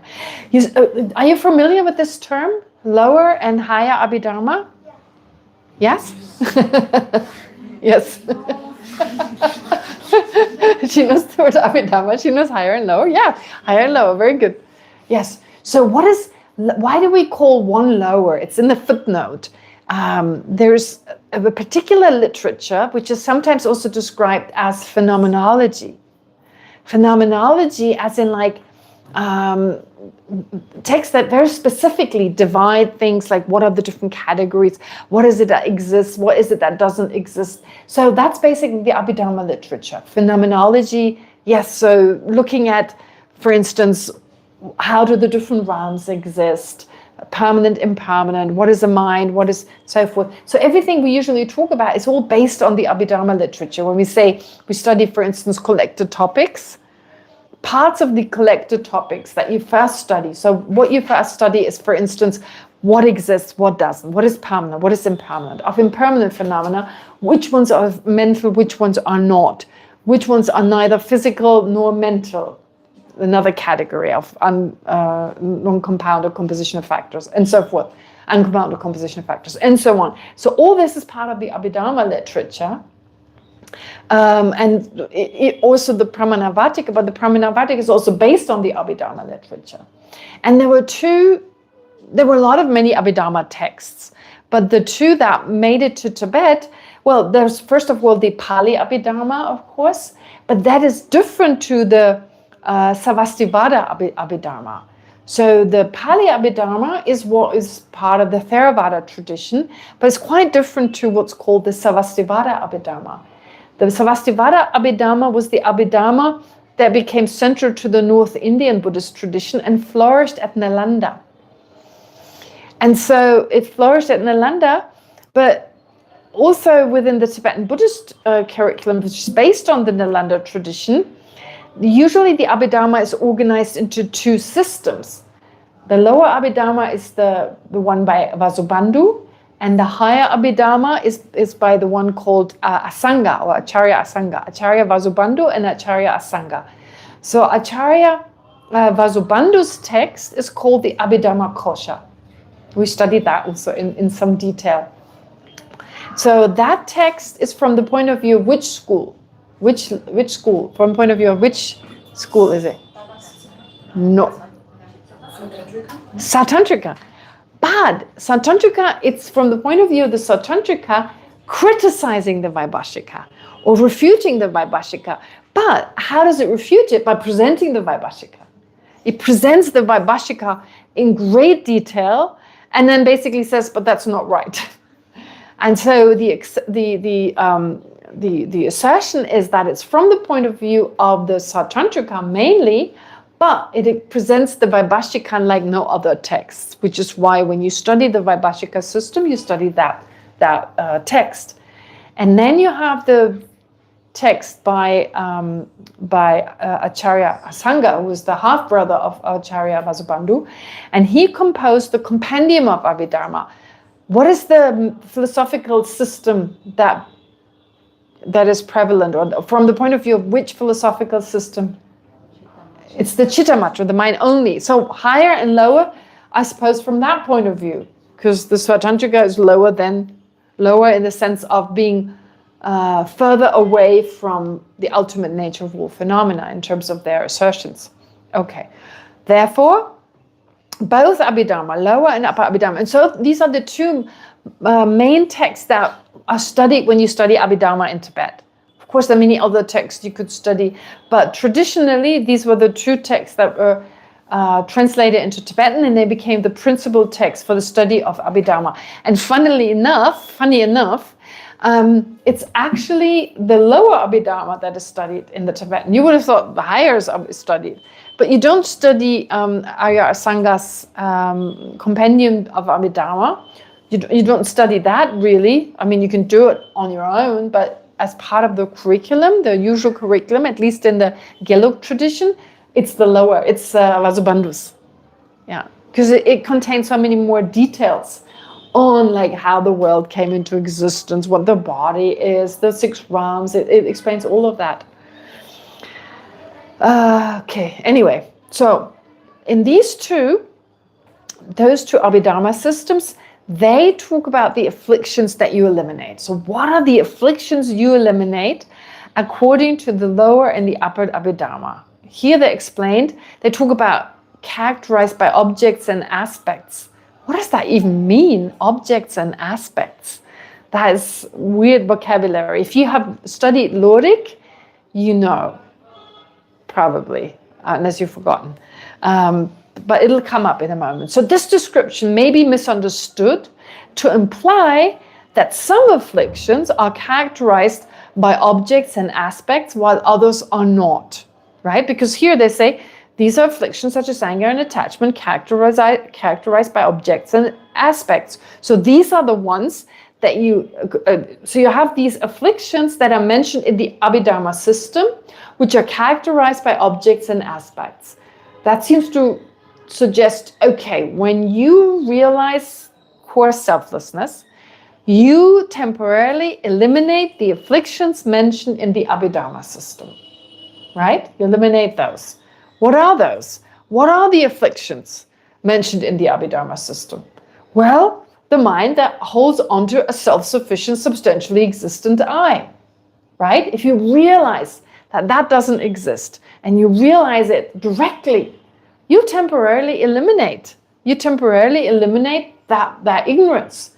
I mean, you just directly realized it. So temporarily, that coarse grasping at a self won't arise. And the other afflictions it principally gives rise to, if, for instance, ordinarily you perceive of yourself as a owner of mind and body, which is just another way of saying perceiving a self-sufficient, substantially existent I. If you perceive of yourself in that way, that may give rise to anger, right? Or attachment, certain types of attachment. But if you realize the lack of such a self, then temporarily, not only does the ignorance that misperceives such a self, that misconceives of the existence of such an owner of mind and body, not only does that no longer arise for some time, but also the other afflictions that it gives rise to won't arise. And so these are the afflictions mentioned in the Abhidharma literature. They don't talk about afflictions that arise from the mind holding on to intrinsic existence. Why not? They say there is no ignorance apprehending intrinsic existence, because intrinsic existence exists, right? If there were ignorance, if the lower schools would accept that there is ignorance apprehending intrinsic existence, they would say intrinsic existence doesn't exist, because ignorance is a wrong mind and its object doesn't exist. And if ignorance perceives intrinsic existence, then intrinsic existence can't exist. So the Abhidharma school, the Abhidharma system, or the Abhidharma texts, the upper and lower, or according to the Abhidharma system, there is no anger that arises from a mind holding on to intrinsic existence. Impossible, because anger is a wrong consciousness. How can it arise from a correct consciousness? Because they would say phenomena exist intrinsically. Does that make sense? Yeah. Right? Yeah. Thank you. Right? So therefore, the only afflictions that they talk about is anger and attachment that arises from the mind that holds on to a core self, a self-sufficient, substantially existent self. They don't even accept the subtler ones.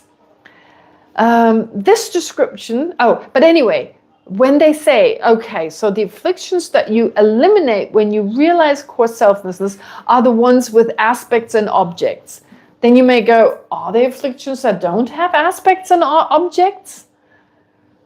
However, such interpretation is not correct, because as mental factors, afflictions are concomitant with the main mind and with other associated mental factors in terms of 5 similarities. Okay, what does that mean? When you study Lori, you learn about main minds and mental factors. Main minds and mental factors. So, a main mind, I said that before, a main mind is kind of like looking at the mind just from the point of view of perceiving its object. Mental factors is looking at the same mind, but from the point of view of unique functions. Okay, so maybe a way to express this is saying, looking at, I don't know, some Tibetan person called Pema, In the handout I just prepared, I used that example. Instead of saying John and Jane and so forth, I thought I used the Tibetan, and instead of saying Toshi, who's a man, I used Pema. I'm still undecided whether I should say Deki, because I like the name Deki, but never mind. So the lady Pema. So from the point of view of just her being a human being, it's like a main mind. From the point of view, just solely seeing Pema, from the point of view of being our daughter, that's one mental factor. Solely seeing her from the point of view of being a mother is another mental factor. So they all refer to the same person, but they are conceptually separating out these different characteristics she has. So therefore, seeing Pema solely from the point of view of being a friend or solely from the point of view of being a mother are different things. There's nothing that is both. They're contradictory. And still, they're inseparably linked. They're of one nature. They refer to the same mind. This is how I understand mind and mental factors. So seeing the same mind from the point of view of experiencing pleasure, that I call feeling. Seeing the same mind from the point of view of discerning the different parts of the object, that I call discernment. These are all mental factors, but they're all part of the same mind. Seeing solely from a particular unique function, from the point of view of solely seen from a point of view of a particular function. So conceptually, you can separate them in that way. Although in reality, they're one mind. And so when we say that, there is a way to imply that they refer to the same mind by saying every main mind and its concomitant mental factors. Concomitant is really saying they're part of the same mind.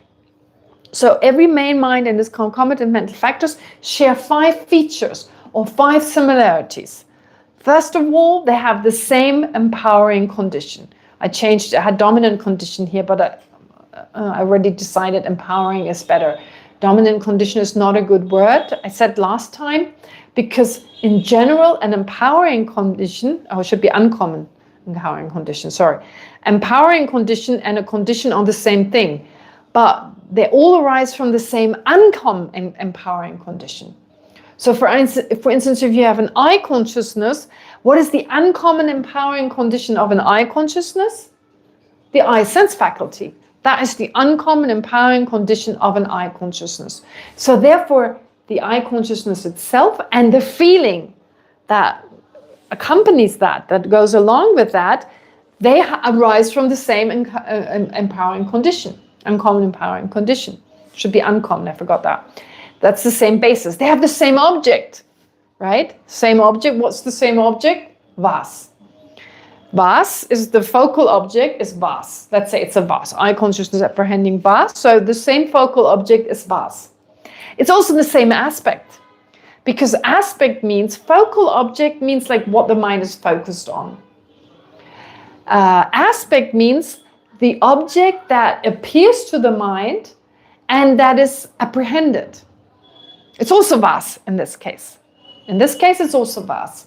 And for an I consciousness apprehending vas, aspect and object are the same. And then they arise at the same time, and there's only ever one mental factor with each main mind. Those are the main features. So obvious from the 5 features, it's obvious that they're all referring to the same mind, right? Okay, but the argument is still, are there some mental factors or some afflictions in particular that don't have aspects and objects? Because that's what the explanation sounded like. No, but that's not correct. Why? Consequently, so here, they share the same aspect, arise at in other words, so a main mind and its mental factors arise from the same uncommon empowering condition. I already changed that in my version. When I send you the new version, you'll have to change. They have the same object, they share the same aspect, arise at the same moment, and are concomitant with a single main mind together with only one mental factor of any given type. Okay, so this is Lorik actually. If you studied Lorik, this would make sense to you. Consequently, since afflictions share the same object and aspect as the main mind and the other mental factors with which they are concomitant, then necessarily all possess objects and aspects and are therefore characterized by them. So every mental factor must have an object and an aspect, because otherwise it couldn't be similar in terms of object and aspect, similar to the object and aspect of all the minds, the mental factors around it and main minds, or the one main mind. So let's take the case of anger. So we said before, so anger is a mental factor and it has concomitant mental factors along with it. So anger is just taking the same mind. It's definitely a mental consciousness. Anger can only be a mental consciousness. You don't have sense consciousnesses that are anger. So that's a mental consciousness, and it has a concomitant main mind. There is a main mind. What does it perceive? Well, the object of your anger, right? It just perceives the object of anger. Is there going to be feeling? Yes, probably not pleasant. Usually it says if you have anger, the feeling is not pleasant. So there's a concomitant feeling of anger. It has the same object and the same aspect as the anger itself. The anger itself is the same mind solely from the point of view of the function of being angry.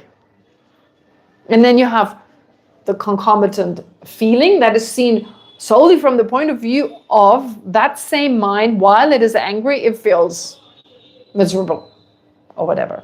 Okay, so what about that mind? What is its object? What is its aspect? The object is the person. That's your focus. In this case, object and aspect can be separated. Object is the person. You focus on the person. And then the mind exaggerates the negativity of that person. That's how anger works. So it focuses not just on the person. I mean, if it just focuses on the person, it couldn't be anger.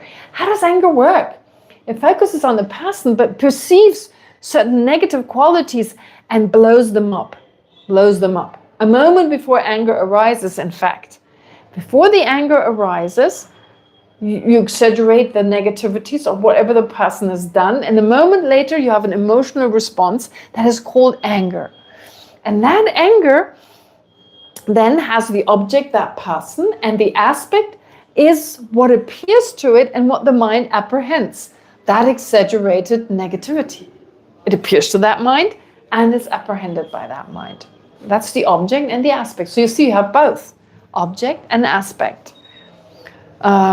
Observed object, actually. I would probably use the word observed object, but I'm not the translator. Geshe Jinpa used object, so I have to use object.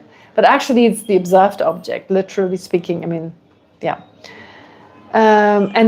So in the case of attachment, its object may be a person who appears to the mind in an exaggeratedly attractive way, and its aspect that exaggerated attractiveness. So in other words, every mental factor, every affliction, whether those mentioned in the Abhidharma or not mentioned in the Abhidharma, every one of them has an object, has an aspect. In fact, every consciousness has an object and an aspect. Sometimes it refers to the same thing. The focal object, from the point of view of the focal object, it's described as object. And from the point of view of that which appears and that which is apprehended, it's called aspect. Can you think of a mind where the object doesn't even appear to the mind? The object doesn't even appear to the mind. Only the aspect does. In the Prasangika school. Well, I gave you a hint. When I say Prasangika, yes. But then it's everything that is inherent existence. No. Oh, yes, okay. No. You can. No. Never understand that. No. You do understand it. Well, okay. You could say inherent. You could. It would also work with inherent existence. Actually, that also works. If you hold on to inherent, and you don't really have to say Prasangika school. It actually works for the other schools. But let's say in the Prasangika school, the mind that holds on to inherent existence, right? The mind that holds on to even anger itself. To be honest, I wasn't thinking. Does to the anger that apprehends the person in an exaggerated way, does the person appear? No, they don't appear. Because it's a wrong consciousness. And to a wrong consciousness that focuses on the person doesn't appear. only the exaggerated negativities of that mind. This is something specific when it comes to wrong consciousness. Nothing can appear to it. I mean, nothing in terms of its objects, like for instance, the appearance, of course, the appearance of the exaggerated negativity, that also appears, that's different. But in terms of the object itself, for instance, the exaggerated negativity, it doesn't exist. It's exaggerated. The mind has exaggerated. That doesn't exist. Therefore, it makes it a wrong consciousness. It doesn't exist, but it's wrongly apprehended to exist from the perspective of that mind. So that mind is a wrong consciousness, and the person, him or herself, doesn't appear to it. It can't, because it's a wrong consciousness. But you can have correct consciousnesses where there's something is the object, the focal object, and it still cannot appear. In the Prasangika school, a correct mind in the Prasangika school, it's the mind realizing emptiness, right? When you realize the emptiness of a person, the person doesn't appear. It can't appear. When you realize emptiness in particular directly, when you realize emptiness directly, but even conceptually, but never mind. So even when you realize, oh God, there's so much to study in Buddhism. As I'm talking, I'm thinking, I'm wondering whether I've ever heard about this. I mean, this is so much part of our study, you know. It's like, first you study Lori, you know about that, you know. I mean, I know, like, Maya studied it, so I know she knows that, definitely. But yeah, when you study, I mean, you have to know that, actually. It's one of those things. But never mind, you pick it up. That's why I keep talking about it. That's how you pick it up, even if you don't study it as part of a specific topic. But when you realize emptiness directly, at that time, the object cannot appear. It just cannot appear. It's a little difficult to explain why. Well, it's not the time to do so. You will learn why as part of this subject. So there's actually a very good reason for that. Very good reason. But it makes perfect sense. But for now, it's enough to say when you realize emptiness directly, only ultimate truth can appear. And the person is a conventional truth. That's enough for now. But there's a more specific reason that makes more sense. Okay. Anyway, having said this, the whole discussion being about object and aspect. So now you know what the difference is, despite all that confusing explanation, right? Object, the focus, and if something focuses, if a mind focuses on something, it doesn't even have to appear to that mind, but it's still described as the observed or the focal object, as it's sometimes called. But you also have an aspect. An aspect is that which actually appears to the mind and that which is apprehended by that mind. Does that make sense? Yeah. Kind of? Oh, thank you. Oh, that's so encouraging. One person saying with lots of gusto, yes. Okay. So, in the case of, the afflictions described in the two Abhidharma system. So now going back to the afflictions. So just because Dhamma just address that thing that you may misunderstand, that not every mind has an object and an aspect. But now going back to what are the afflictions described in the two Abhidharma systems that are temporarily eliminated by the path under discussion, the yogic direct perception of the absence of a self-sufficient, substantially existent self. They include only the ignorance grasping at such a self and the other afflictions that arise principally from it. Those are the afflictions that are temporarily eliminated. The commentaries refer to these. So in the Madhyamika commentaries, they are described as afflictions described in the Abhidharma. Afflictions described in the Abhidharma. Ngumba Nisheba Nyumung. It's actually a set term that you use in this context. Ngumba Nisheba. Ngumba means Abhidharma. Sheba means explained or described. Nyumung means afflictions. Right? So, because there's this whole discussion in the other philosophical schools, or this whole assertion in the other philosophical schools, that all you realize is that core selflessness. So therefore, according to them, the only afflictions you get rid of are those that are induced by the grasping at a core self. Even those schools, like the Svatantrika school, what do they say? You have to realize emptiness, yes, but not to become liberated, only to become a Buddha. What does that mean? A person who has eliminated all the afflictions still have grasping at true existence. But those graspings don't induce the afflictions. Right? Think about it, the mind that holds on to true existence in the Svatantrika school, does that induce afflictions? Does that give rise to afflictions? It cannot. Because even though you're liberated, you still have the mind that holds on to true existence, even if you attain only liberation, but you're not a Buddha yet. The Svatantrika school says you still have a mind that holds on to true existence. You still have a mind that holds on to true existence. They say that's what you have to eliminate to become a Buddha, according to the Svatantrika school. But that mind, if that mind were to give rise to afflictions, they would lose their liberation. Does that make sense? So they're liberated, they got rid of all the afflictions, right? They got rid of all the afflictions. According to all the schools except the Prasangika school, this is how far it goes. All the other schools, including the Svatantrika, they say afflictions are only induced by this coarse self-grasping. The view holding on to true existence does not give rise to anger. But that view itself is not considered an affliction? No, it's not an affliction. No, it's not an affliction. It's not an affliction. They say the ignorance that holds on to true existence is not an affliction. Because you don't get rid of that when you become liberated. Isn't that absurd? Pretty bizarre, isn't it? But the Buddha taught it. Why did the Buddha teach it? Because that view was helpful to people then. That view was helpful then. It was helpful to them. It was too much to be told all our afflictions arise from the view of intrinsic existence. First of all, intrinsic existence is really overwhelming. And not just that everything arises from that mind. That is pretty overwhelming. Saying, it arises from perceiving a coarse self was much easier to digest. For us right now, it seems like, extra complication. If there was just the Prasangika school, wouldn't my life be easier to study philosophy? But no, actually, that gradual approach is actually really helpful, even if it seems confusing at this point. Yeah. But anyway, having said so, here they describe these afflictions described in the Abhidharma. And they're accepted by the Svatantrika school.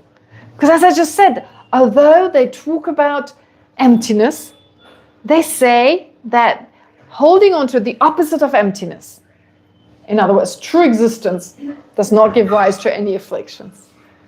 So really the same, they talk about the same afflictions described in the Abhidharma. They all agree with them.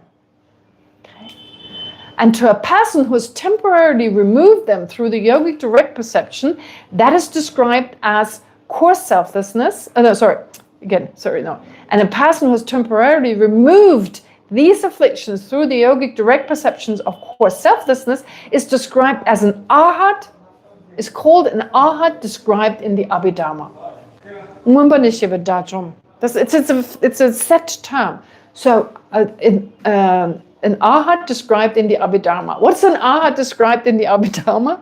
It's not an actual arhat. It's an arhat who's yes, Maya. Yes. Say again. Somebody who got over the view of self-sufficiency.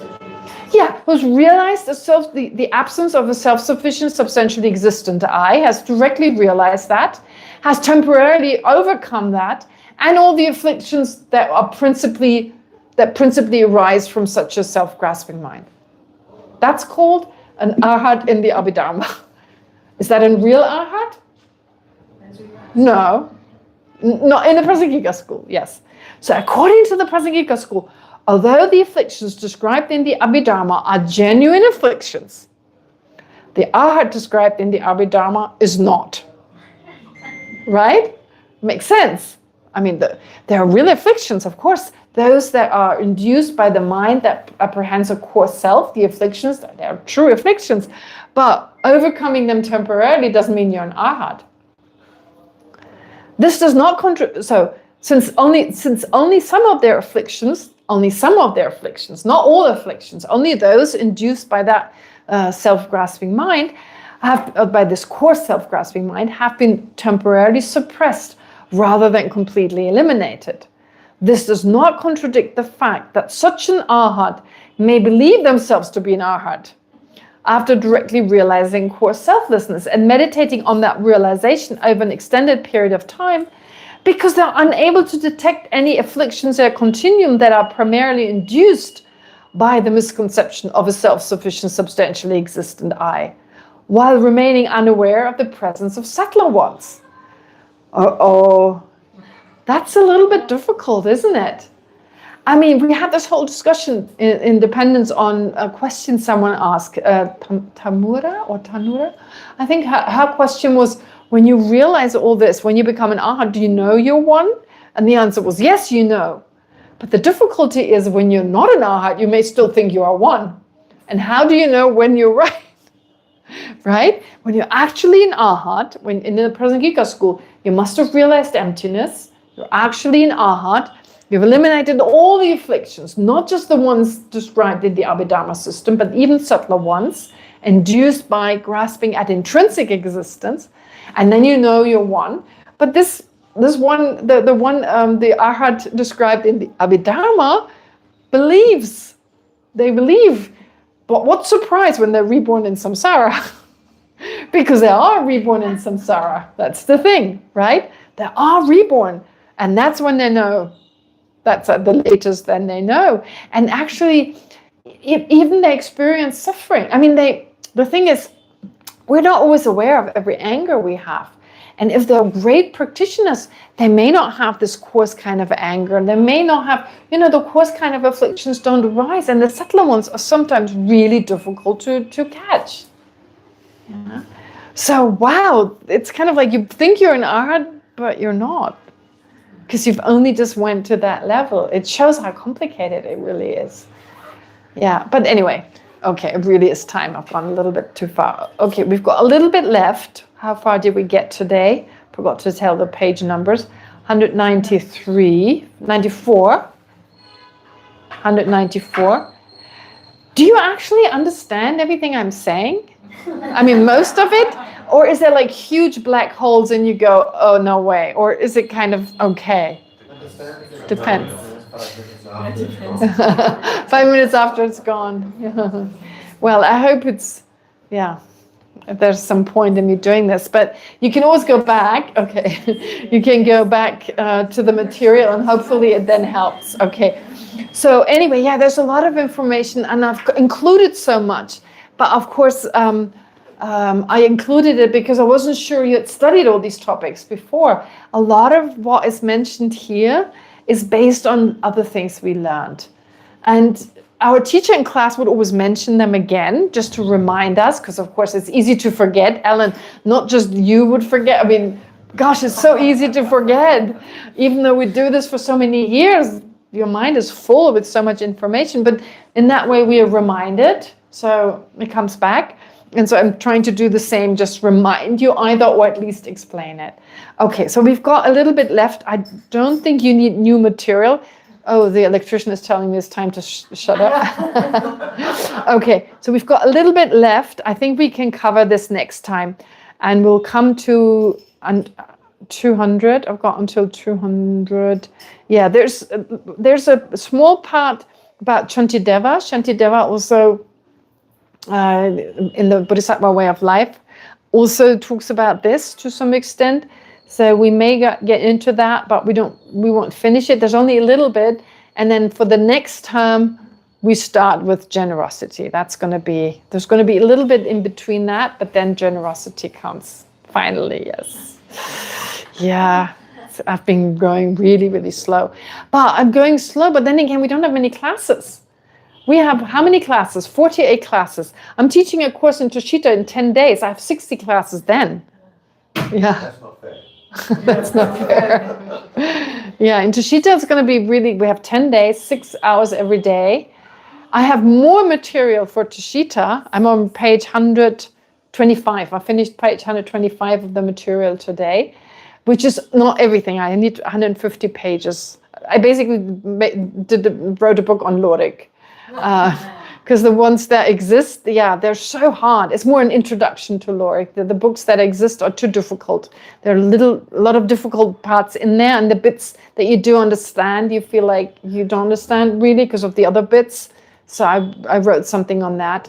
And it's a lot more. It's like 60 hours. Yeah, we have 60 hours. I was thinking the other day, this seems so long, even though we have 2 hours for 2 months every second day, and still, it's only 48 hours. Yeah, so it's really not that much time if you think about it. So in terms of our class time at the IBD, an hour and a half every day, 6 days a week. Well, do the math, right? That's like 9 hours a week. 9 hours a week, 36 a month, right? So we covered the material we did in a bit more than a month. So it's actually a lot.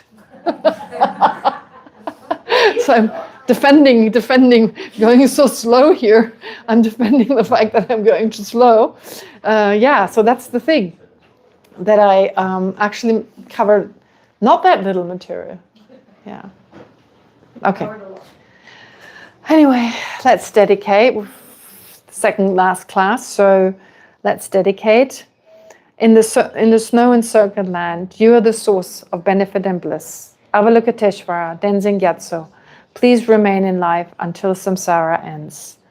May the precious Bodhi mind, not yet born, arise and grow. May that born have no decline, but increase forevermore. May the precious view of emptiness, not yet born, arise and grow. May that born have no decline, but increase forevermore. All right, thank you very much. So we've got one last class left for this term, which is Thursday.